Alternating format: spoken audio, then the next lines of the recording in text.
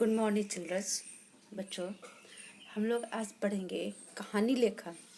लेकिन बच्चों, कहानी लेखन हम लोग इसके पहले कर चुके हैं, फिर भी थोड़ा सा रिवीजन कर लेते हैं कि कहानी लिखते समय हमें कौन कौन सी बातों का ध्यान रखना चाहिए।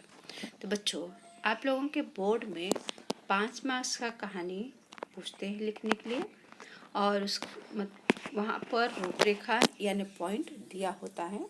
उस पॉइंट को ध्यान में रखकर आप लोगों को कहानी लिखना होता है। यहाँ पर देखेंगे कि कहानी बराबर कि कहानी लिखते समय बराबर, यहाँ ध्यान देंगे कि कहानी लिखते समय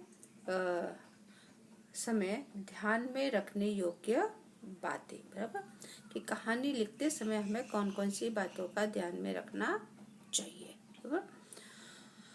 तो बच्चों, पहली बात तो ध्यान दें कि जब हम कहानी लिखते हैं, मैंने आपको बताया है कि कहानी 5 मार्क्स का होता है। 1 मार्क्स आपका टाइटल यानी जिसे कहते हैं शीर्षक, और 1 मार्क्स आपका मोरल जिसे कहते हैं सीख या बोध। 2 मार्क्स हो गए। आप लोगों ने पूरी कहानी लिखा बच्चों, लेकिन आप लोगों ने शीर्षक और सीख नहीं लिखे तो आपके वहीं पर क्या 2 मार्क्स कट गए। भले आपने 1.5 पेज की कहानी लिखी है, लेकिन आपको मार्क्स कितने में से मिलेगा? 3 में से मिलेगा। ये चीज़ मैं आपको समझा दूँ बराबर। तो इसलिए कहानी लिखते समय शीर्षक और सीख, ये 2 मार्क्स अपने जाने पाए नहीं, इस चीज़ को ध्यान रखना है। तो कहानी लिखते समय ध्यान में रखने योग्य बातें बराबर।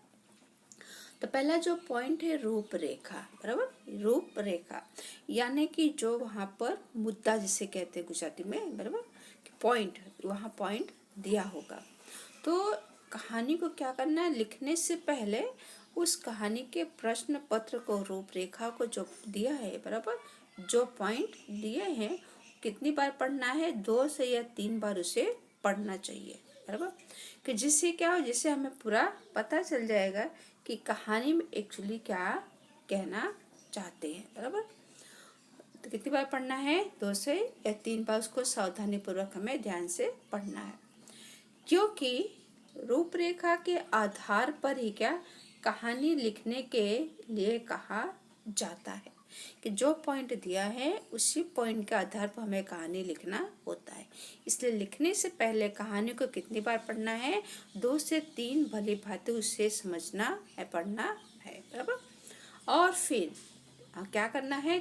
तय कर लेना चाहिए कि वह अपनी ओर से कहाँ कितना रंग भर सकते हैं बराबर, कि अपनी ओर से आप कितना उसको, कहानी के जो पॉइंट है उससे आप कितना अच्छा सुंदर बना सकते हैं, या कितना अच्छा सुंदर तरीके से उसे आप लिख सकते हैं बराबर। यहाँ पर दिया हुआ कि अपनी कल्पना का कितना उपयोग, कि आप उस कहानी के जो रूपरेखा को पढ़े और उसको पढ़ने के बाद उसके बारे में आपने कितना इमेजिन किया, कितना सोचा, कितना उसके बारे में कल्पना की है बराबर। तो उससे किस संकेत का कितना विस्तार करना है, जो कहानी है, कहानी में जो पॉइंट है, जो रूपरेखा है, उस रूपरेखा को कहाँ कितना विस्तार से यानी लॉन्ग लिखना है, वो आपको तय करना है बराबर।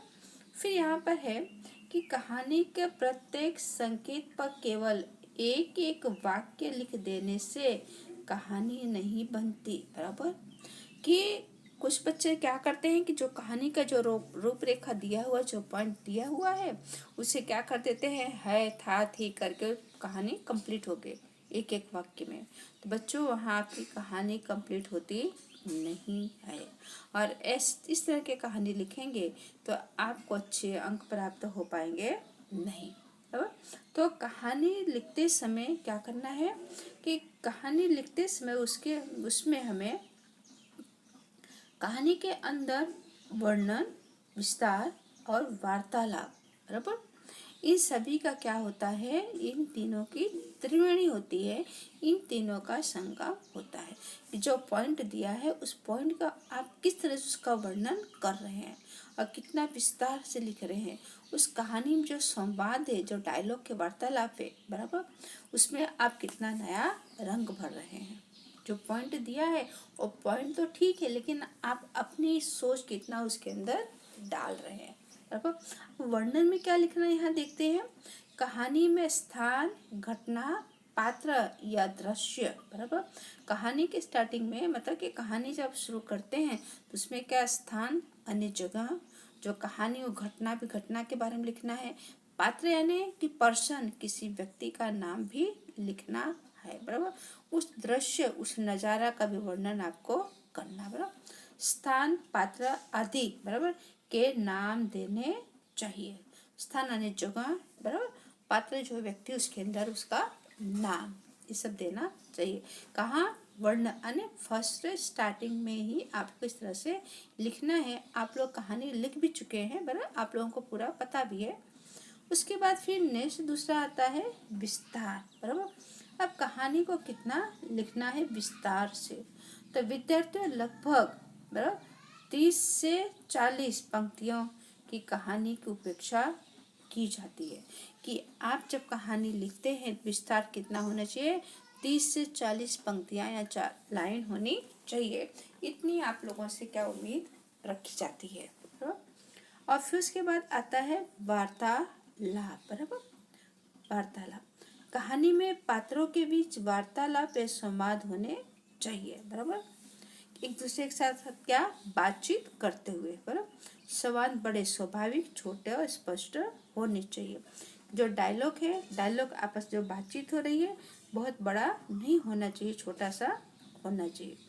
अब बच्चों खास बात ये ध्यान देना है कि कहानी जब लिखते हैं तो कहानी कौन सी काल में लिखी जाएगी, आप लोगों को पता है। कहानी भूतकाल में लिखनी है। भूत आने की जो घटना घटित हो चुकी है, बराबर। घटना घटित हो चुकी है, उसे भूतकाल कहते हैं।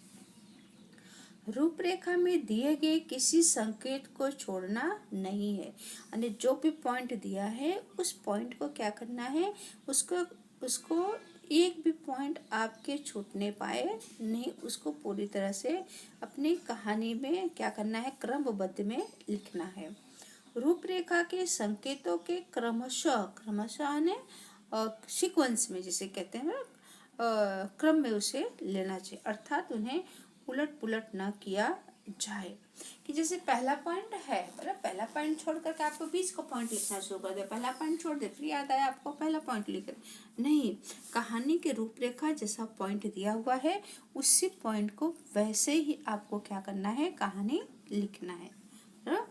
अब उसके बाद फिर देखते हैं कि यहाँ पर है कि परिच्छेद में विभाजन, बराबर। परिच्छेद यानी बच्चों कि जिसे कहते हैं कि पैराग्राफ, बराबर। जब आप पैराग्राफ बनाते हैं तो आपकी यानी कि 1 इंच, बराबर, इतना 1 इंच, जिससे आप बोलते हैं आप તમારા આંગળીને જે ટેરવા હોય છે, બરાબર, એ કાપા જે હોય છે એટલું શું છોડીને પછી જ લખવાનું, બરાબર। उतना छोड़ करके फिर नया पैराग्राफ आपको लिखना चाहिए, उसे कहते हैं परिच्छेद। लिखना ठीक रहेगा। यानी कहानी जब लिखते हैं तो कहानी कंटिन्यू लिखेंगे नहीं। जैसे आप कोई भी टेक्स्ट बुक पढ़ते हैं, बराबर, स्टोरी हो या कोई भी लैंग्वेज की हो, कोई भी सब्जेक्ट की देख लो, उसमें क्या पैराग्राफ दिया होता है। इसलिए कहानी में भी हमें क्या करना है, परिच्छेद यानी पैराग्राफ, यानी हमें पैराग्राफ में लिखना है, कंटिन्यू लगातार लिखना नहीं है, बराबर। हाँ, कि कहानी में कम से कम 4 से 5 परिच्छेद होने चाहिए। कितने पैराग्राफ होने चाहिए, परिच्छेद यानी पैराग्राफ, कम से कम 4 से 5, बराबर। तो आप ज़्यादा भी कर सकते हैं, बराबर, आपकी सोच अच्छी है, उसके बारे में आप अच्छा लिख सकते हैं, तो आप ज़्यादा भी उससे मतलब पैराग्राफ बना सकते हैं, बराबर। संकेत के महत्व के अनुसार परिच्छेद का विस्तार होना चाहिए। जैसा संकेत जो पॉइंट है, हर एक पॉइंट का हर क्या करना है, नया नया पैराग्राफ बनाना है। एक एक लाइन का पैराग्राफ नहीं, बराबर, एक एक लाइन का पैराग्राफ नहीं, 4-5 लाइन का एक पैराग्राफ, फिर 4-5 लाइन का एक पैराग्राफ, 6-7 लाइन का एक पैराग्राफ, उस तरह से उससे कहते हैं पैराग्राफ। फिर यहाँ पर दिया हुआ बच्चों है कि क्या है, भाषा शैली, बराबर, कि जो भाषा है, कहानी की भाषा कैसी होनी चाहिए, कहानी की भाषा सरल और स्वाभाविक होनी चाहिए। कैसे होनी चाहिए, सरल और स्वाभाविक होनी चाहिए कहानी की भाषा, बराबर। अब उसके बाद फिर देखते हैं दूसरा, भाषा कैसे होनी चाहिए, सरल और स्वाभाविक, प्रवाह होनी चाहिए, बराबर, कि धारा मतलब कि जिसे कहते हैं कि उस भाषा जो है, भाषा का लिंक टूटना चाहिए नहीं। फिर उसके बाद यहाँ पर देखेंगे व्याकरण की दृष्टि से, क्या बोल रहे हैं यहाँ पर, कि व्याकरण की दृष्टि से, दृष्टि यानी नजर से, व्याकरण ग्रामर की नजर से भाषा शुद्ध, बराबर, शुद्ध होनी चाहिए।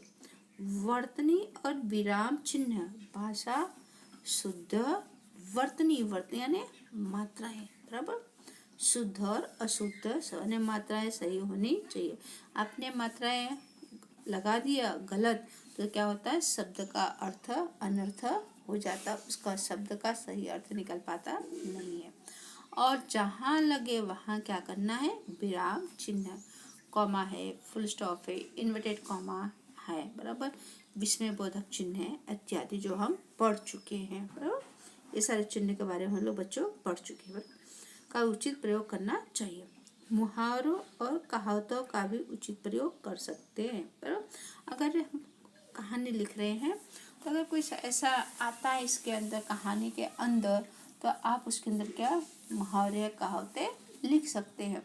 जैसे कि एक बच्चा था, पढ़ने में वह कमज़ोर था, बराबर, तो उसके लिए कहावत हो सकता है जैसा काला अक्षर भैंस बराबर, बराबर, कि बच्चा पढ़ने में अच्छा नहीं है, जो भी लिखा उसके लिए कैसा दिख रहा है, उस बच्चे को सब काला काला ही दिख रहा है, उसका मतलब उसको कुछ पता नहीं है। अब बच्चों दूसरा यहाँ करने जा रहे हैं प्रारंभ और अंत। कहानी का प्रारंभ और अंत कैसा होना चाहिए। तो बच्चों कहानी का प्रारंभ और अंत दोनों संक्षिप्त होने चाहिए। संक्षिप्त आने बच्चों शॉर्ट में, संक्षिप्त आने शॉर्ट में होने चाहिए, बराबर, उसे कहते हैं संक्षिप्त में होने चाहिए। फिर उसके बाद यहाँ पर देखते हैं, कहानी लिखने के बाद हमने इसकी चर्चा पहले आपको कर दी है, शीर्षक, बराबर, कहानी का शीर्षक कथा वस्तु से संबंधित छोटा सा आकर्षक और सूचक होना चाहिए। जो शीर्षक, जो हम टाइटल दे रहे हैं, कैसा होना चाहिए, हमारी कहानी के आधार पर ही होनी चाहिए। जो हमने कथा, जो हमने कहानियाँ लिखी है उसी के अनुसंधान, उसी के संबंधित होना चाहिए, छोटा सा और आकर्षित होना चाहिए, यानी उतने से पता चल सके इस कहानी में पूरा क्या कहा गया है। फिर उसके बाद लास्ट अंतिम आता है क्या, कहानी का बोध, क्या आया, बोध, सीख, मोरल। तो कहानी पूरी होने के बाद, जब कहानी आपने लिख लिया है, बराबर, आपने कहानी कंप्लीट कर दिया, उसके बाद, बराबर, अलग परिच्छेद में कहानी से अलग परिच्छेद यानी पैराग्राफ, बराबर, तो वहाँ आप ऐसा हेडिंग मारेंगे जैसे यहाँ पर मारा है बोध या सीख, बराबर, अलग उसका पैराग्राफ बनाएंगे। और फिर क्या, उससे आपको जो कहानी से जो बोध, जो सीख मिलता है, उसे आपको लिखना या लिखनी चाहिए, बराबर। तो बच्चों यहाँ पर हमारी ये चर्चा, कहानी आप लोग काफ़ी लिख भी चुके हैं, बराबर, जिसकी वजह से मैंने इसके बारे में आपको चर्चाएं बता दी है। और मैं आपको कहानी क्या बोलते हैं उसे लिख कर भेज भी रही हूँ। आप PDF में से देखकर एक कहानी मैंने लिखा है और एक कहानी आप खुद अपने आप लिखेंगे, बराबर। धन्यवाद, थैंक यू।